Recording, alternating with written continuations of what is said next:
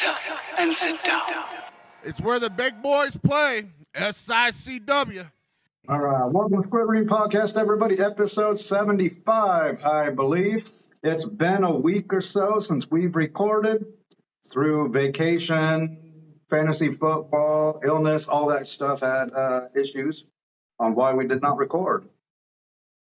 Today we have Billy Mcneil. Superstar Billy Mcneil. That guy's got Fender.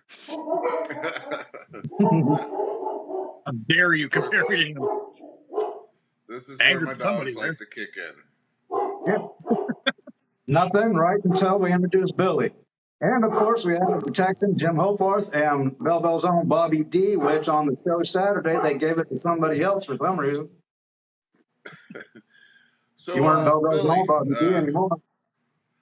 Billy, how long you been wrestling throughout? Not just SICW, but throughout? I started in September of '99, so this will be year number 25. One more time, because my dogs were barking. You're fine. I started in my first match was in September of 1999, so this would be year number 25. Damn, 25 years in the wrestling business. Yeah, somehow. I mean, holding up. Not to date him too much here, but I was like 5th or 6th grade when I used to go to the skate park here in Belleville and watch him wrestle. My God. That doesn't make me sound old at all. Thanks, man. I appreciate that. What'd you say, back in 5th and 6th grade? Yeah. God. Wow, he wasn't even in high school and he was watching you wrestle. A fucking dinosaur. Stood out for wrestling. I always tried to. So, was Gateway the first wrestling company you worked for then? First in Missouri. I started training in Upper Michigan. So I worked a couple shows up in Michigan, a couple in Wisconsin, but nothing real steady, only a handful of matches before I moved. I moved from Missouri to Michigan to train, and then came back down here and got hooked up with Gateway. Wow. So up in Michigan, what was the name of the place? Do you still remember?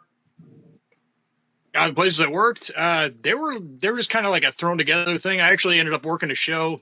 They had the show at a casino up in Sault Ste. Marie, which is like, across the river from Canada. You could see Canada from the place. But anyway, they brought in a bunch of old WWF guys, a couple of random other names.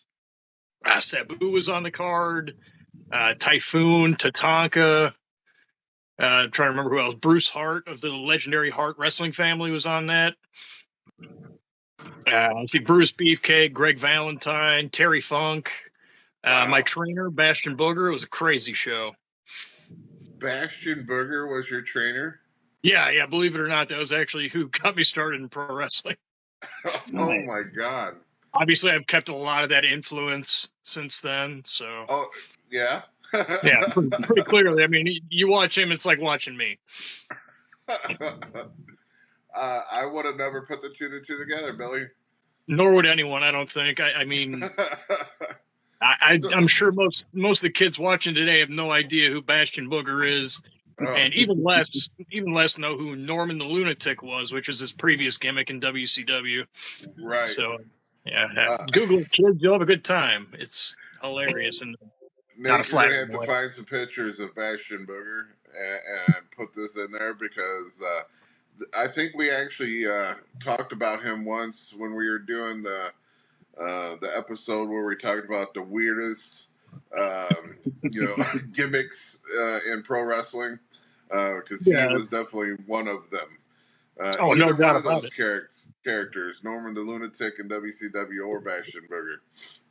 Yeah, he was very briefly also, before he was Bastion Booger, he was Friar Ferguson in WWF until they apparently made some particular groups angry and they said, yeah, we're not going to do that anymore. Probably for the best. It was a terrible gimmick. So how long was your training? Oh, geez. I was in training from, I started in September. I was in training for like 3 weeks before I had my first match. which is Only not 3 typical weeks. of pro wrestling. I'm sure you guys know that. But for Right. anybody listening, yeah, that's not typical at all. I just happened to go on the road with some of the guys who train at the school with me, and they said, "Hey, we got a spot on the card if you want to jump in there." And sure, why not? Ended up on the show and had my first match in front of 3 people in like the back room of some bar in Oshkosh, Wisconsin. Oh my God. But yeah, I ended up staying at the school there for about 9 months before I moved back to Missouri. So, besides that one in Wisconsin, the show that you had you had all those ex WWE legends on. Right. What was it like for you? Because you're new, green as green as fuck, and you got all these legends on the same card. It was fucking surreal, man, because I mean, I'm walking around in the locker room. I'm like, I got action figures of all you guys. This is so weird. And I was, 3-4 months into the business at that point. I didn't know shit about shit. And yeah, it was really, it was intimidating, and it was weird. But I did get to do a spot with Terry Funk, which was to this day one of the highlights I've had in pro wrestling. They did something where, like I said, this wrestling promotion didn't exist, until this weekend, and they decided, hey, we're going to do a thing where we give you this award. You're going to be the rookie of the year for. I'm trying to remember I remember the initials were RAW, RAW, because I'm pretty sure they were trying to trick people into thinking it was WWF. Right. But it was Real Action Wrestling or some corny shit like that. But anyway, they're like, oh yeah, we're gonna have you come out and be rookie of the year, and Terry Funk, who was in WCW as the commissioner at that point, he's gonna come out and he's gonna interrupt you and say, I don't remember authorizing this. Get out of the fucking ring, kid. Blah blah blah. And then I'm gonna, I'll fire back at him, and then Terry's gonna beat the shit out of you, and then Bruce Hart's gonna come save you. And I'm like, okay, well, this sure sounds like a fever dream to me. But Right. that's exactly what happened. I went out there and they were awarding me this thing that I absolutely did not win. Terry Funk comes out, he says his part, and I swear this happened in slow motion. He goes to hand me the mic so I can rebut whatever he's saying. I think I got half of one word out of my mouth before that gigantic left hand just plastered me right in the face. I don't know how that dude's hands are so big. It was crazy. I swear it engulfed the entire side of my face. He just clobbered the shit out of me, and I couldn't care less. I got beat up by Terry Funk. That was awesome. Right. Man, Yeah. I mean, that's just out of the gate just like that. That's incredible. Like 4 months in, I did not deserve that spot, but I'm sure glad I got it. Yeah, especially since Terry's passed, Right. I'm glad I got to meet Terry before that happened too. Oh, he was awesome. Yeah. Okay, so you're up in Michigan. You're out there for about 9 months. Yep. So all the family's still at home in St. Louis, right? That is why correct. you moved back? Yep. Okay, so how did you find Gateway?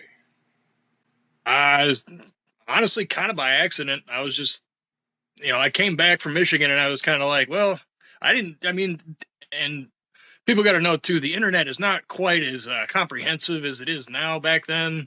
So finding stuff was not so easy. You couldn't just, Google indie wrestling in St. Louis and find 100,000 results. You really had to dig for this stuff or know somebody or, somebody to point you in the right direction, whatever. You needed an in basically. So I just happened to see that I saw a thing for Gateway putting on a show was out in DeSoto. I'm like, I'll go check this out and see what they're about. And ended up knowing one of the guys from before I had moved out, went and trained and everything. Just happened to know him. He was a referee. You guys may have seen him, CJ McManus. He was he's the referee / wrestler for Gateway for a while there in the early 2000s. But yeah, you'd recognize him if you saw him. But anyway, he kind of put me in touch with the promoter and Big Bad Ben Oliver, whatever you want to call him. But he put me in touch with him and said, yeah, just come down to the training center and, we'll go from there. So, yeah, the Tuesday after that show, me and This guy you guys might have heard of, Matt Seidel, showed up. That was his first day of training. He looked like he was about 12 years old. But, yeah, he ended up doing all right for himself, I think. So that Just a worked out pretty tad, good. just a tad. I mean, he's currently working for AEW and Right. was in the WWE for a while. So yeah, just a tad. Yeah.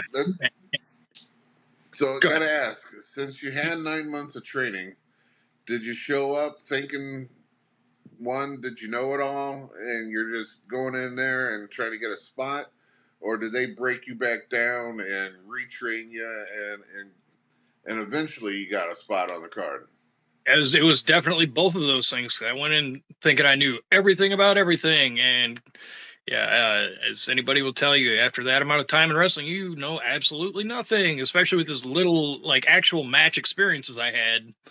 Yeah, because I went in there day one just thinking, yeah, I'm just, it's a formality. I'll have a spot on this roster in no time. Yeah, it took me about an hour to get brought back down to earth, and yeah, it was a humbling experience, but a necessary one. So I'm glad I went through it. Of course. So who was your humbling experience done by, or who started to retrain you at Gateway? Let's see. At that point, Johnny Greenpeace was one of the main trainers. Jack Adonis was probably the most pivotal and all that because he had been training for quite a while and he was just getting ready to really start his own character and everything. So he was, just on the cusp of getting in there. But me and him hit it off right away and kind of bonded. And the same thing with Ryan Ash and a few of the other guys there. Outcast, Josh, whatever you want to call him, real good group of guys there, and they all kind of, we all kind of became a real tight clique real quick, and it became just whatever we could do to like get each other better and kind of improve and learn, whatever we could do, it was real mutually beneficial to all of us, I feel like. Of course. So what was it like wrestling for the first time in St. Louis, your home territory? Did your friends and family show up and try to support you? I had a few friends show up. It was out in DeSoto again. I don't know how we ended up back out there again, but it was the Gateway Championship Wrestling WrestleFest, which was their big show of the year at that point. And it was they had like a daytime show and a nighttime show, and I had my first match in Missouri against SICW's own Jason Breed, and he hit me with a Death Valley driver onto a chair and beat me. I thought you went against Demon G. He may have had a couple of name changes over the years. I cannot confirm nor deny that. So, but Jason Breed's a friend of the podcast. We've had him on, and of course, yeah, we talked about his little ego changes, character changes, but definitely a cool guy who is recently. We'll have to have him back on because now he is like ripped. He's definitely shredded some pounds and put on some muscles there. I think I heard it. If I heard it right, he's now like a trainer, not for wrestling, but for actually lifting and losing weight and everything like that. So that's kind of cool. Well, I just saw I saw a Facebook memory of him from Sandoval from last year, and like it's like two different people. Oh yeah. Yeah, he's always been good about keeping himself in shape. Every once in a while, he'll balloon up a little bit, but he notices it and goes right back to being in crazy good shape and looking almost identical to the day I showed up at Gateway's training center. So, oh wow, I don't know how he does it. That picture I found of you younger, where's that at? Let's see. That is in Alton, Illinois, in the kitchen area of what's the name of it? I can't remember. It's the place St. Louis Anarchy runs. But that is me, Dash Rando, and Super Electro after I believe it was a battle royal they had that we were all in. Dash Rando and Super Electro are two very close friends of mine. Haven't seen them in a while, but I hope they're doing well. So just like every wrestler, you start off in one organization, kind of branch out. So you've done St. Louis Anarchy. You're Yep. doing Gateway. Right. Any other? And we, of course, we know you from SICW. Any other, companies that you can remember that? And I know me and Bobby's worked for some, probably a lot of companies. Some that we don't even remember the names of. Right. But do you? Yeah, just around this area, there's a few that have kind of come and gone over the years. Some, again, I don't remember the name to, but I remember working out in the what was it, St. Joseph, Missouri area for what's that dude's name? Estes. I can't remember his first name, but yeah, as this dude Estes used to run out there, and that was a good time. It was real early on, just taking whatever jobs you could get in wrestling Of and course. getting in the ring, getting in front of people. That was the most important thing. It didn't matter if you're getting paid absolutely nothing to drive for hours on end. But And that's the funny thing. A lot of promoters kind of take advantage of that, and a lot of yeah, promoters don't understand why you would even do that. And it's kind of hard to tell them because I've done it. When I first started, you're talking about, well, I got to get my name out there. I got to get me out there. right. And that's how I'm gonna eventually make the money. But then you get further into the business, and you're like, damn, I can't believe I did that for nothing. I can't believe I went through those tables or did those thumbtack matches or did that stuff for little dollars, hot dogs, handshakes, and expired Expired coupons. Right. I want to go back real quick. Oh When yeah, I but that introduced, youthful exuberance will get you. one sec, Billy. When I introduced you, I failed to mention that you are one half of the SICW Tag Team Champions right now. Oh, I'm insulted that you didn't, but I appreciate your correcting it. So we're good. I am sorry. Nah, it's all good, man. No worries. But So, what are your highlights so far as being a professional wrestler for 25 years? oh I wow. mean, of course, one, we already know working with Terry Funk, and that's Yep. definitely a highlight anyway. But Yeah, getting belted in the face by Terry Funk is I peaked too soon, but that was real cool. I got to wrestle Jerry Lynn, who was one of my heroes, like growing up. That was really cool. That would Just be being awesome. in the ring with him. Yeah, he was. I mean, yeah, this was 2000. I want to say 2003, 2000, late 2002, early 2003. But it was not long before I had another one of my highlights. I got to be on TNA Explosion, their syndicated show. really, Back in February 2003, and if anybody has footage of that, please send it to me because I've been looking for it for years. It is nowhere to be found. It's a whole episode of St. Louis guys on Explosion. I'm on there against Sonny Siaki. Delirious is on there against Shark Boy. Daisy Hayes and Mischief. I almost called them both by their real names there. Wrestled each other. But yeah, we're basically the entire show that day, and I had a tape of it at one point, and that just tells you how old it is right there. That I had a cassette tape, a VHS. mm-hmm. So, but yeah, anybody who has that one, please send it my way. Did they come yeah, up here, or did you all go down there? Yeah, we a whole group of us drove down to Tennessee and wrestled at the Nashville Fairgrounds. We all just piled into Big Bad Ben's Suburban, or the Big Bad Bourbon as it used to be known, and just made a trip out of it. Went down there and did the thing, and it was a crazy experience. It was super fun. I Did they wish I'd know have you gotten were coming, or was it one of those? I mean, did Ben have the connections there, so they knew you were coming, or? Yeah, they had a connection there because they had Ben had recently brought in Kid Cash and Jerry Lynn, both of whom were working at TNA at the time. Okay. And I guess Kid Cash took it upon himself to go to the guy booking at the time, Bill Behrens, who was booking the extra talent, as they call it. He was a longtime booker of NWA Wildside down in Atlanta, which was a WCW feeder back in the day. But anyway, Right? Yeah. Kid Cash put us over to Bill Barron's, showed him some of our stuff, and he said, "Yeah, bring him on down. We'll get him on the show." And sure enough, yeah, they put us on Explosion right before the pay-per-view. That is awesome. I'm going to have to try to find that. So, good luck, man. There's not much footage of that out there. I'm sure someone has posted it. As much as, especially now since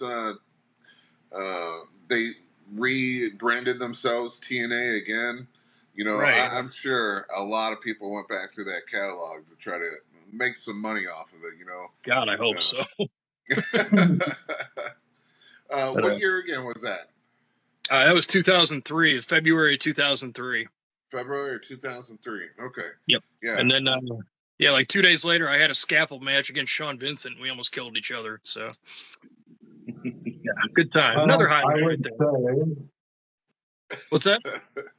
I would say you didn't win because he's still around. Totally. He's still around. I think so. February 2nd, 2003. Hey, from what I hear, he's got poison ivy of the testicles right now. So it's. Oh, that's a shame. I was worried it'd be some horribly embarrassing thing, but no, just that. Okay. Well, he's Going to be a very, very small wrestler. God. Hey, couldn't happen to a nicer guy, There you go. And that small wrestler will clear up. Well, I found all the results from that day. What were you saying, Nate? But I found all the results from TNA on that day. Oh, did you? Yeah, I know ours. I don't know what's on the pay-per-view. Yeah, we'll find it, and we'll have to post it if we can get our hands on it. In a way, I don't know if TNA will come after us. We had a little spit with WWE. They kind of went after us for a little bit, but hopefully we're back off their radar. Yeah. Yeah. So what can you do? Right. Any connections that you made with those guys down there? That did you do anything else for TNA, or was it a one and done? It was supposed to be a more than one and done, but nobody bothered telling me about it, so it ended up being a one and done. But from there, we were supposed to be back the next week, but I didn't know. It was supposed to be who was it? Me, Mad Seidel, and Shark Boy against Delirious, Ryan Ash, and who was it? Jimmy Rave. That's who it was. It was supposed to be a 6-man. The next week on Explosion again, which given all that match, that would have been an amazing match. I'm really pissed it didn't happen, but and I guess things happen. No one got a hold of Big Ben, and he didn't give it out, or I to this day I don't really know what happened with that. So, man, that's a shame. Yeah, these things happen, But at the time I was heartbroken. But if you keep at it, you end up getting more chances in other ways and in other avenues. So you just got to keep rolling with it. Speaking of that, what was your next potential spot, or you said going other ways, different avenues. Was there another avenue that you ended up taking? Yeah. Well, I ended up working the. If anybody goes back and watches this set of shows, it was a Friday and Saturday night. It was IWA Mid-South, the Ted Petty Invitational from 2004. With everybody on that show went on to be like huge in the business. I mean, we're talking AJ Styles, Bryan Danielson, Samoa Joe, Alex Shelley, CM Punk, Jimmy Rave, Mike Quackenbush. I mean, the list for this show is insane. But I get to be in the opening match of one of those nights. So just to be on a card with that much talent and that much attention to it was crazy. So do you remember if you won that match and who the guy was? No, I absolutely did not. It was a three-way match. Me and the aforementioned CJ McManus, my traveling partner, and the other guy in the match was this guy named Thunderbolt. who is Chris Candido's student. Oh, He is a big jacked up dude, which if you've ever seen me, you know I am not, and neither is CJ McManus. So he ended up getting the win on that one, but that's okay. The crowd could not have cared less. They didn't want to see any of us, but hey, I got to be on the show. Yeah. What can you do? So, who would you say that you kind of patterned yourself, under? Like a lot of people would, cling to like the Eddie Guerrero style of wrestling, or, even AJ Styles, a little flying, but still big enough to,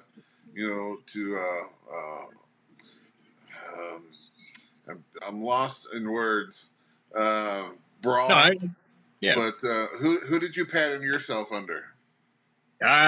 Real early on, I was basically a carbon copy of one of the Hardy Boys.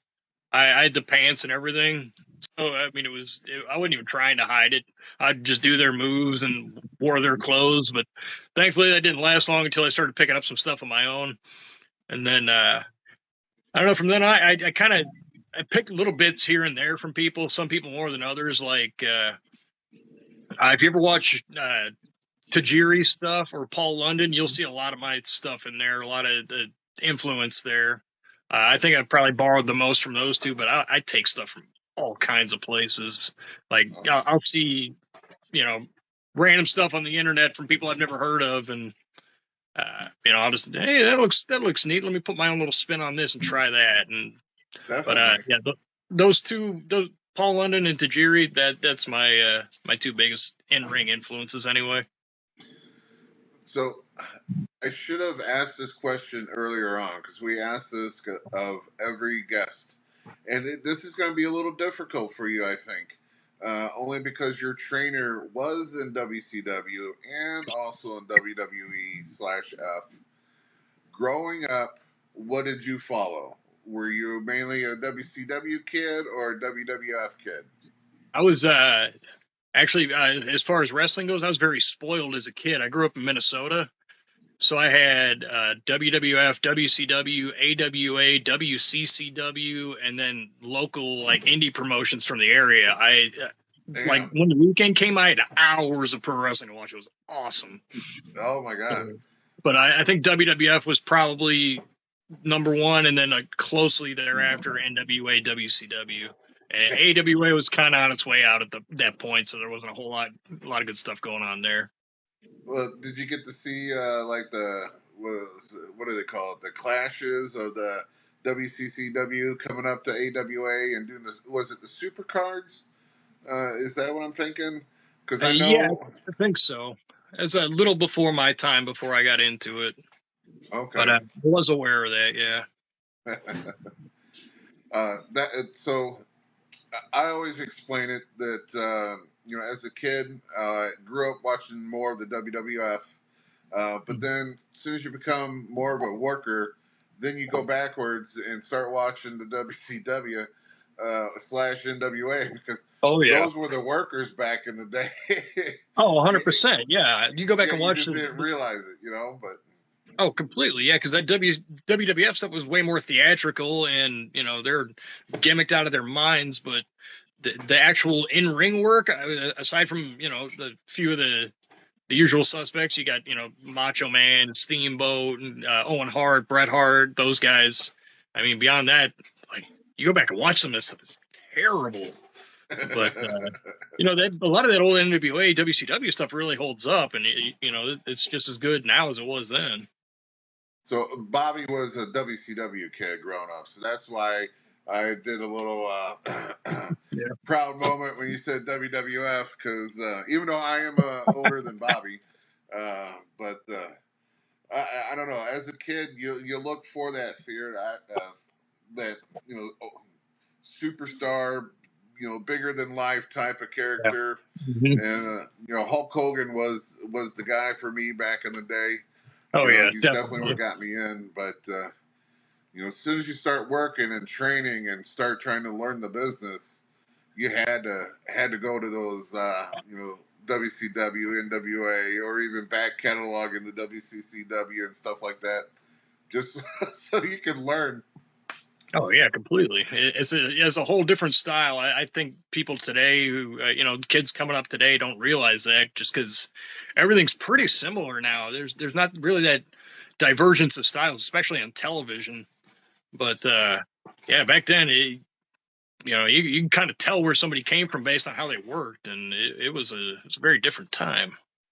Yeah, and it's so weird too because even if they worked somewhere else, like picture Legion of Doom. They were in WCW, but they still had to work a different style when they came up to WWF.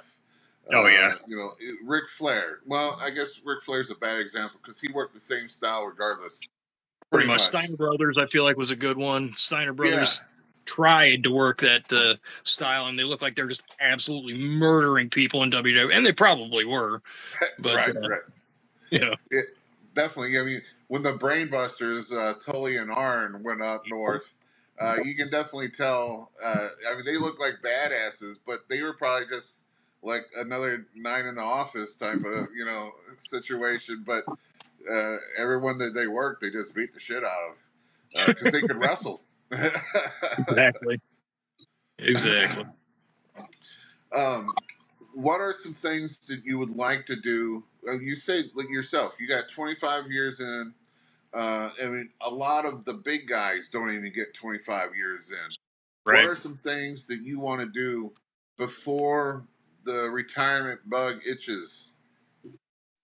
I don't think the retirement bug's ever going to itch. I think my body's going to give up on me before I get anything like that. But Well, what are some things that you would like to do? See yourself do? I'd like to win every title SICW has available. So yeah, I'm coming for you, Big Jim. Not really going to do that. Please. I don't want to get hit with the lariat. There is a list of people that are coming for me, so you can be on that list. And you never know. I might get knocked off, and then you can come in and just clean house. That sounds preferable, actually. Yeah, eventually you're probably going to lose the title someday. So whoever that is, I think I'll try my luck with them. But hey, I'll take Fender's title while I'm at it. There you go. But honestly, I'm just having a good time. Me and Curtis got our tag thing going. It's really it came together pretty well. We gelled really good as a tag team, and I'm having a blast with that right now. I'm enjoying all these new guys coming in. It's always nice to see the energy of youth make its way into wrestling and getting to work with those guys and just seeing what they're about and kind of trying to show them the right way and shape how they see the pro wrestling business in a positive light. And I was talking to someone today about different things that didn't happen to me, different things that I seen as I was training, and how this is a pretty open field, so I'm pretty blunt about being one of the trainers at Ace Academy and helping the Brandons and the Joeys and even, and this might be a touchy subject, and I was kind of disappointed with him when he was in his training, but even the Glenn Williams of the world, we'll touch that subject here in a second, though. But, I try, not the same way that I was coached or trained, because it was more of a, we're going to kick the piss out of you, kick the shit out of you, and see if you come back tomorrow. And we're going to do it again to see if you come back the next day. Right. Of course, that's not how, I train or the other trainers down there train. We're more of yes, we want to see you do it and we want you to do it right. But we're not going to do it to where you're going to break your neck and we won't see you for 6 months. We want you to do it safely and learn how to do it right. So you can come back and you can make money. You can make money for the promotion, stuff like that. And it's such a world of difference between at least my training and the training that I'm trying to give these new guys. Sure. Yeah. How was your training? Was your training more of a let's kick the shit out of you, or was it a little eased up by then? It kind of depended on who was there on any given day, because there wasn't like, I mean, there kind of was and wasn't a specific trainer. Like, it wasn't like one person led the class and everybody kind of followed along with that. You kind of have people kind of come in and out of it. I mean, you'd have, like I said, Johnny Greenpeace was kind of the one who would get in there and get the basics with people and everything. But Keith Smith was there a lot, and he was a kick the shit out of you kind of trainer.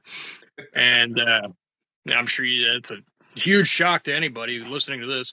But he was there. Pete Madden would be there from time to time.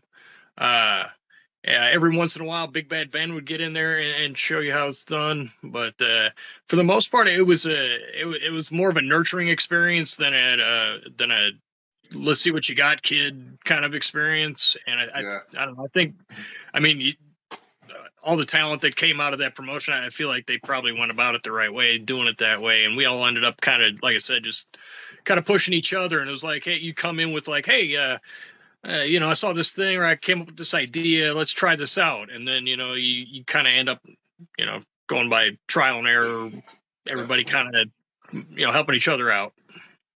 And me and Bobby spoke about this too, because I was like one generation before Bobby came up, but then like I finished my training with Bobby, so I experienced the let's beat the shit out of you, and then Bobby and me kind of experienced a little different, but kind of leaning towards the old school ways, but again, like yours, it was a lot of trainers.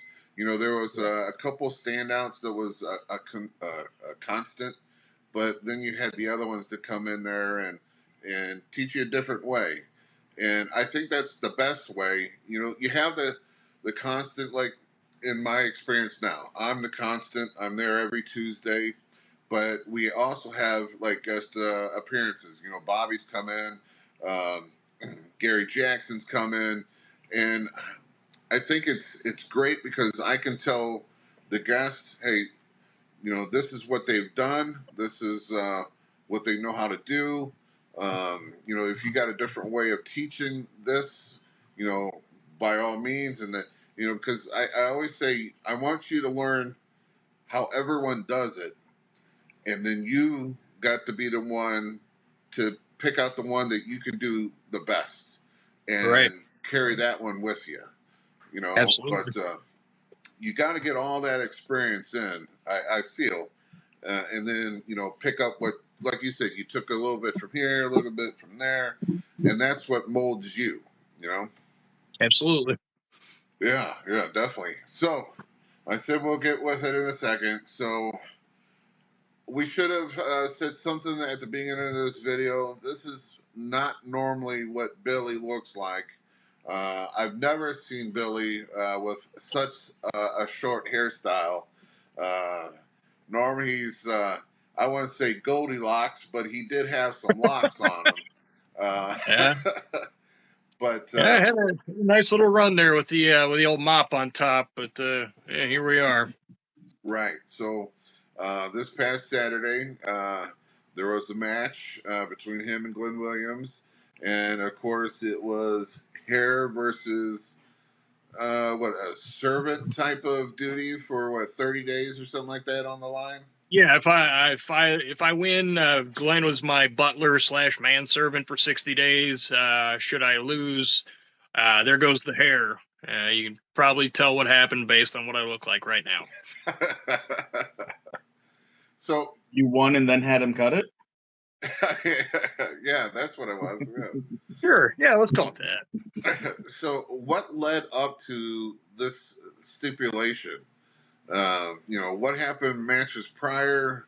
What made you say, I'm going to put this hair that I've always had on the line? I think it was just a matter of, I feel like you kind of even touched on it when you were talking about Glenn and his training.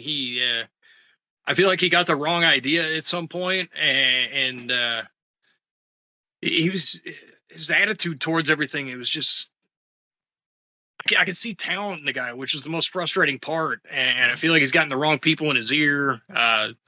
Sean Vincent specifically, of course, is who I'm talking about, who for, the last 25 years, I've watched him stand on other people's shoulders and call himself a giant. And I feel like he's kind of putting that attitude into Glenn Williams here, which is frustrating because, again, like I said, I like working with the young guys, seeing them come in and grow and change as pro wrestlers. And I see so much potential in him if he could just get his head out of his ass, so to speak. So I thought maybe I could put a little humility into him. He got a cheap win over me. I kind of lost my temper, and without really thinking much about it, I kind of challenged him to the match. And once it's out there, it's out there. That's fine. You know what? I can back up my words, even if they're said under duress, which they were. But I'm not here to make excuses or whatever. I lost to Glenn. I made the challenge. I lost, and I stayed true to that, and here we are. But that's like I told Glenn, we're just getting started, Glenn. We're just getting started. There we go.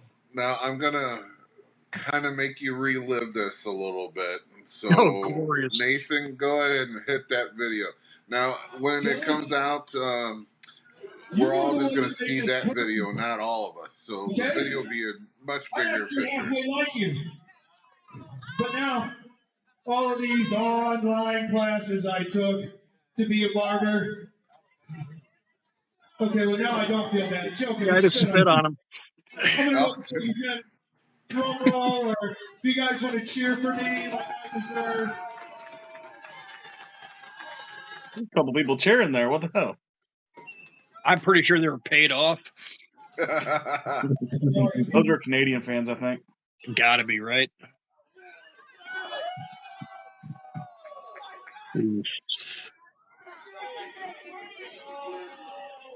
Now, I gotta ask. Please tell me that he cheated or that buddy of his interfered. I didn't get to catch the end of your match. You see that? There's the whole thing right there. He's jealous. He's wearing your hair. Yeah. Obviously. I mean, look at the guy. Yeah, well. Yeah, he had a balled up chain in his hand that he punched me in the face with and knocked me out, which is, kind of how those things go. But it was my idea to make it no DQ because I thought it would, I knew he was gonna cheat. He was gonna have some kind of interference, whatever, going his way. So I might as well just make it all legal and even the playing field. But yeah, I kind of blew up in my face, didn't it? This little relationship between him and Trent Daniels too is pretty new. I ran into that a couple weeks ago at the Little Devil show. Oh yeah, of course. He's been running around with our favorite Canadian, Sean Vincent, and knew he wasn't going to be at this show, but you kind of forget that he's got Trent with him now. Yeah, I feel like Sean Vincent's got Glenn working under him, and Glenn's kind of got Trent working under him at this point. So it's just some kind of weird chain of command there that they got going on that I don't really understand. But hey, whatever, guys. Yeah, so when I talked about his training, I felt him slipping on Tuesdays. And, Sean Vincent trains the guys on Thursdays. And as I would put more pressure on the Glenn, I would see a lot less of Glenn. And then he would just totally just skip out on Tuesdays and only show up on Thursdays. And I kind of knew what direction he was going. And then eventually I had no control over his training or nothing. He wouldn't even come on Tuesdays, and it was strictly on Thursdays. And from that point on, I kind of knew, the direction he was going to go. Yeah, that's understandable. Just taking the easy way out. That's what he's about. I mean, that's how he beat me the first time. That's how he beat me in the most recent match where, I lost my hair. And like I said, the thing that drives me nuts about it is dude's got potential. He's got talent. There's something there, but he just let the wrong people influence him, and look what he's become. Right. I'm just gonna do my best to deal with that monster that I truly believe Sean Vincent created. All right, so we're current.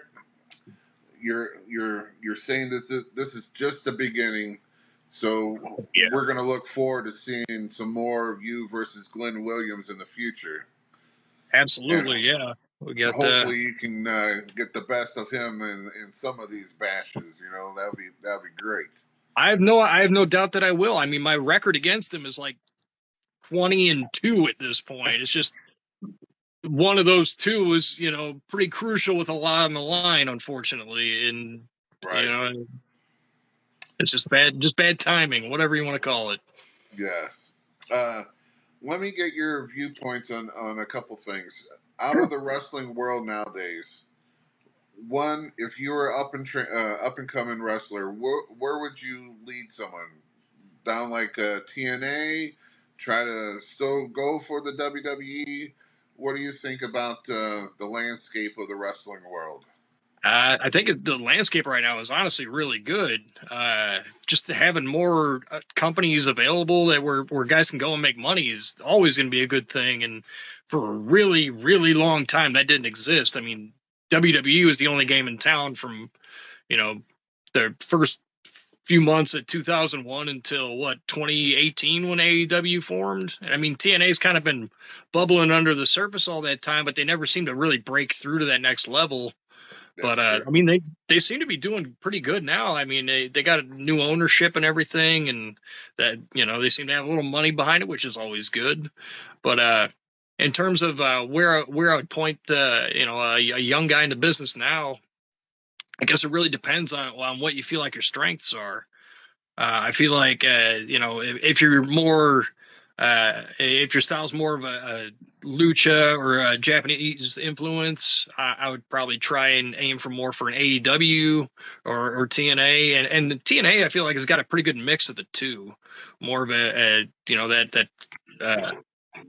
fast-paced, high-flying influence, but they've got a lot of like character-based stuff too, which is more WWF's avenue.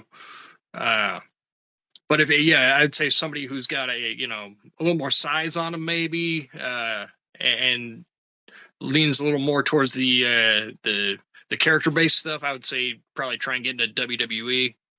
But like I said, just the fact that there's more than one game in town now is great because right when I was getting in, there was just WWE, and they weren't taking guys my size. And that's true. We've had the likes of like a Gary Jackson on, and Right. he talked about the same situation. If he was just a little bit taller, because he was already working for him. All right, And he almost had a thing with Coco Beware where they were going to be a tag team and stuff, but Vinnie Mac, Vince McMahon always wanted them to be big and tall and 300-pounders. And Gary's not a small guy either, so. Right, yeah, and that kind of shows it too. It's like, damn, you had to be that tall, right? To be something there. Have you heard about this Kevin Nash versus those twins? Is it Jake Paul? Is Jake Paul the one that works for WWE? Logan Paul is the WWE. Jake Paul's the boxer. Okay, That's so right. Logan versus Kevin Nash. It's a little bit of feud going on the social media networks right now. Kevin Nash can't believe that Logan is making $5 million a year on such a small schedule, and how there's guys that has been in the WWE for years and not even making that amount of money yet. So I mean that's Kevin Nash's side. I seen Logan Paul's video that he made a comment back to Kevin Nash and goes, "Kevin Nash, who? I don't know this guy. Was he a big part of wrestling? Well, you know what? I don't even know my wrestling." He literally says, "I don't know my wrestling history. All I know is this is my sport now, and I'm going to make it bigger and better." I got to assume he's taking the piss, as they say. I mean, it's funny too because Kevin Nash has always very much been a less is more. Give me money to do his. I'll do as little as possible for as much money as possible, and it seems like the Logan Paul is kind of on that same track. He wrestles like 4 matches a year and gets paid more money than I'll ever see in my life. Right. But hey, he's getting money. He's cashing in on his notoriety, and as much as a piece of shit of a human being as I think he is, I can't hate him for that. So I got to assume he's just trying to troll Kevin Nash on that, and I don't know. We'll see. Those two in the ring together would be something. I'd pay to see that, honestly. When I was watching the video, all I can think of is Triple H signed you, and you were dogging on his best friend. Exactly. That's what makes me think he's just fucking with him.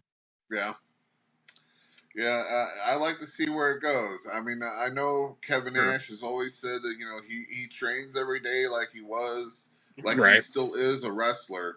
But we all know once we're out of the ring for a couple of years or even a couple of months sometimes, when you step back in, it's just like you were never there in the first place. You got so much rust and you got to work that off. And absolutely. Yeah, it's almost like when Kevin Nash came back to the WWE after the whole WCW run, like his first match, maybe it was the second match, he blew his quads. Right. He had wrestling for so long. So, but yeah, you get out of practice quickly. But it doesn't take much, and that rust, the older I feel like the older that we get, the quicker that rust grows. So you really got to get into the habit of it and keep going. Otherwise, it's gonna fade away real quick. So do you currently watch the product? I mean, I watch all kinds of wrestling from all over. I mean, I don't pay particularly close attention to WWE or AEW at the moment, but I'll catch matches here and there, and I try and keep up with, who's where and what the storylines are and stuff like that. And if something really catches my interest, I'll follow that. But is there something right now that's catching your interest, like Daniel Bryan being the champion for AEW and the mix that he's in, or is there anything in WWF that is catching your eye? Or let's see. The only things I can really think of at the moment is the Hangman Page and Swerve Strickland feud that's going on. Just because it's gotten blown up to such an insane degree to what these guys are doing, it's like, I gotta know how they're gonna follow that. It's impossible at this point. They're burning houses down and stabbing each other with hypodermic needles and throwing each other on cinder blocks. I mean, how in God's name do you follow that?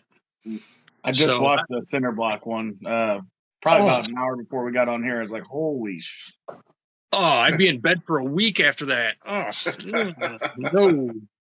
no.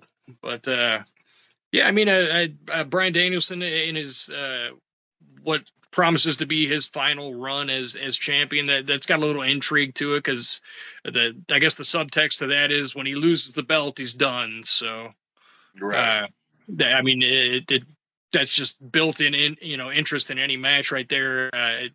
Even if it's not the most particularly interesting thing to me, I see it as a good thing, for them anyway. Yeah. All right. How about this? Shane McMahon, is he coming to AEW? I feel like if he was going to do it, he would have done it already. If they were going to do something like that, they probably want to do it on the biggest stage possible, which would have been the Wembley show from 3 weeks ago. Right. Because, if you're going to do something like that, you want to do it as big as possible. And if it didn't happen then, I feel like it's not going to happen either at all or until the next time they're in front of that kind of crowd. Some people say that Jon Moxley is building that up for Shane McMahon because, he talked to Tony Schiavone the other week and said, this is not your company anymore, and then just walked away. Right. Yeah, so there's a whole bunch of little talks. Now, I am not one on either product. I can't say that. I'm more like you. I might catch a match here and there, but I do listen to the rumors, and if something bites me, then I might tune in. For the longest time when Roman Reigns was going against Cody Rhodes, I tuned in for that because I was one of those that felt that Cody needed to finish the story. Yeah, absolutely. But now that Cody's the champion, I think he was better chasing the title than he is carrying the title. I kind of feel bad about that, but the problem is they don't really have. I feel like they don't really have a ton of strong challengers for him. I feel like the strongest challenger they have for him right now is Gunther, and he's kind of doing his own thing. So he's kind of off, in a separate thing. And I feel like there's not really anybody who really stands out as like a real big threat to him. Right, I feel like they tried to make that Solo Sikoa that, but I just feel like he's not there yet, if he's ever going to be there at all. Yeah, he's just not one great on the mic. But then again, I have flashbacks of Roman Reigns and how John Cena would put him in his place. This is promo time. Fire back at me. And right? Yeah, just tell him how it's done, and he stands there with a dumbfounded look on his face. That's no good. Yeah.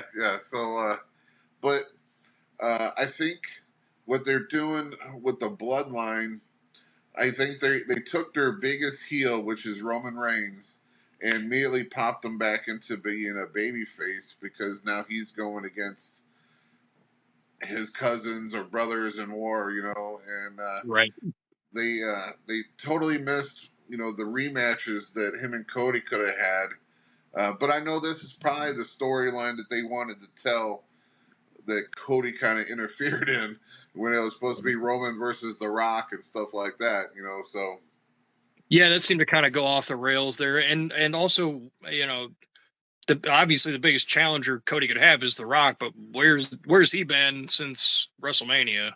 It's just kind of disappeared. And as far as I know, they've really talked about it. Yeah, well, sure. Well, is there anything else you would like your fans to know about you, or something you want to predict for the future? No, not really. I mean, I appreciate the support. It's awesome. I still can't believe I get to do this, and people will pay for the privilege of seeing it, which is crazy to me. And I never really lost that sense of childlike wonderment about pro wrestling, even being able to do it myself now. And the fact that people cheer or boo or whatever they, as long as they react to it, it's awesome to me that I get to do that. And it's great working with all you guys. I mean, it's, being in SICW locker rooms is a real comfortable, familiar place. I like being there, and being around everybody there is great. I don't know, just I feel like I'm in a good spot is where I'm at in pro wrestling right now, and I'd like to keep moving forward with that. And I don't often know where I'm going until I get there. So I guess I'm just going to keep doing that, and hopefully some cool stuff happens. Oh, and I'm going to kill Glenn. Well, the cool thing is you're in an awesome spot right now because now you know where you're going, because now every time you wrestle, you're defending the SICW Tag Champions chips. So you're in a great spot, and now unfortunately, you're on the top of the mountain. So everyone's going to be trying to climb up there and chase after you. So now you got to kind of be on your guard. It's okay. I kind of, at least I know what I'm getting into with most of those guys. You got the professionals chomping at the bit. You got Glenn and Trent. And then I'm sure once Sean Vincent gets back, he's going to be in that mix too. LA Hustlers, you can see them coming back around anytime now. Those former champs want revenge. You got might see the Top Guns in there with us. Who knows? Everybody wants the titles, and maybe they'll get their chance. So, Well, Yeah. I am so glad that you were able to come on tonight. I know it was kind of last minute that I asked you, but you were able to set aside some time for us, and I appreciate it very much. Hey, no problem. Thanks for having me, guys. It was a good time. I appreciate it. Yeah. I appreciate We'd you, Billy. definitely like to have you back on if we could. Absolutely. We do have a couple big shows coming up, so let me just throw this out there. We got Sandoval this weekend. So we got that. That's on the 14th. And we have a list of shows. We're coming back to the races. I don't remember what this race is called. Bobby, do you It's have the that up? NHRA event. This one was the NHRA one, wasn't it? Yeah, the NHRA event. So we're coming back to Granite City for the racetrack. We have the MAC show. We always talk about the MAC show as a private show, but it's a special show for us. Because that's, even though we wrestled at Wrestling at the Chase last year, this has always been the closest show to Wrestling at the Chase for us. Wrestling in front of the lawyers and the doctors and the athletes and everything. It's always been a great show. And it's more of that spotlight down on the ring kind of deal too. Yes. But we are solidly booked the next few months. Coming back to Belleville on October the 5th. Oh, thank God. Twice in November. And then Goose Willis is just ready to fly, it sounds like. Oh, I hate small ceilings, man. I couldn't do anything in that last building. Stay on the second rope, I'm hitting my head. That's why you lost. Yeah, exactly. Well, no, That could be Joey's the head reason. went through the drop ceiling. So, everyone who's watching this, just go to SICW.org. The list of the dates and the shows and the times are there. So hopefully we'll see you soon. If you like this content, please like, subscribe, and comment. I think we're finally getting out of under WWE's little thumbnail that they did on us. So we're getting this some more attraction. So hopefully having Billy on the show is going to just explode us to the moon. Oh, yeah. I wouldn't count on it. you Did you say never Billy's know. going to explode on you? Hey, That kind of show, huh? All right. a lot of the local wrestling scene loves GCW, and I was one of them. I tell the story about how I wanted to watch wrestling, and it was just me. And Gateway was wrestling on the same night as South Broadway, and I actually couldn't find Gateway, found South Broadway, and asked them directions to Gateway. yeah. And they gave it to me. So I was able to go to that show that night. Oh, that's too funny. It's very cool that not that you're a founding member of Gateway, but you were there for such a long period of time. Very long time. Yeah. So and Gateway is always holding a special place in a lot of people's hearts. In the St. Louis area. So proud Absolutely. of that, and I hope you're proud of that. So 100%. And I found a bunch of footage from 2003 when you were at Gateway. I found some footage of you dressed up like Deadpool, at least face paint wise. I think that was actually after that. That was I think that was Pro Wrestling Epic where I did the Deadpool face paint. But, I found stuff in January and March of 2003, but I'm coming up blank so far in February, but I'm going to keep searching it out. Right on. Awesome. Appreciate it, man. Yeah. All right. From everyone in the Squared Ring podcast, I appreciate you guys tuning in and sharing our stuff. So please do. Love you all. But thank you, Billy, once again for coming in tonight and thanks for having me. telling your story. Of course. Till next week. We'll see you guys later. Thank you, See Billy. you next week. See you next week, Billy. Thanks, guys. Bye.